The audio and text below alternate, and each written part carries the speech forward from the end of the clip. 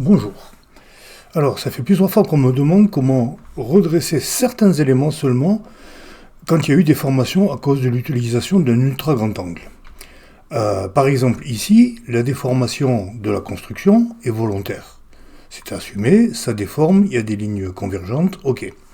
Par contre, la présence de cette personne, qui est très bien dans la photo, ça rajoute un élément humain, c'est très bien, mais elle aussi a été déformée, et ça par contre, c'est pas terrible, hein. Elle est toute allongée, elle penche, elle a des grandes jambes, ça va pas du tout, on peut pas la laisser comme ça, la pauvre. Alors, comment faire pour ne redresser que cette personne sans toucher à l'arrière-plan? Eh ben, on va commencer bien sûr par sélectionner cette personne. Alors, je prends l'outil de sélection d'objets. Alors là, il va pas me le faire en une seule fois, donc je préfère utiliser la méthode du lasso. Voilà, je la copie par CTRL-J sur un calque à part, comme ceci. Et sur le premier calque, je vais l'effacer. Alors, je vais utiliser l'outil supprimer, c'est le plus simple. Je crée un calque vide, outil supprimer, et je viens lui dire que je ne veux plus voir cette personne sur ce calque. Voilà. Ok, c'est pas parfait, mais ça va aller pour la démonstration.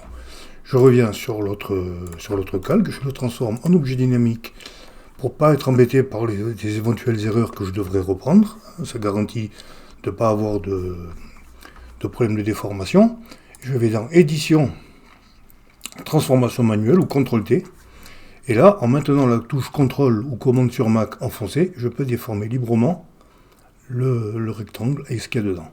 Voilà, je vais la remettre droit et lui redonner une proportion un peu plus humaine. Voilà. Donc nous avions avant, après. Avant, après. On va refaire un autre exemple sur cette photo qui a été prise à Lisbonne au MAT, le musée d'art, d'architecture et technologie. On a les deux passantes là qui penchent beaucoup aussi, qui sont déformées. À la limite celui-là aussi, mais bon, on va s'intéresser à ces deux personnes. Alors pareil, hein, il faut les sélectionner. Bon, je vais employer la même méthode. Je pense que c'est le plus simple. Voilà une.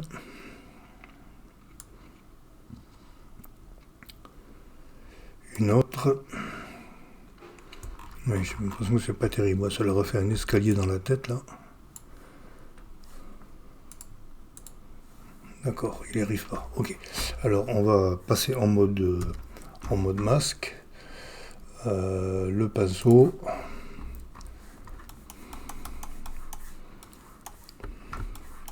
Un petit pinceau assez dur, en blanc. Il faudra qu'un jour je vous montre le mode masque, comment ça fonctionne. Voilà, ok.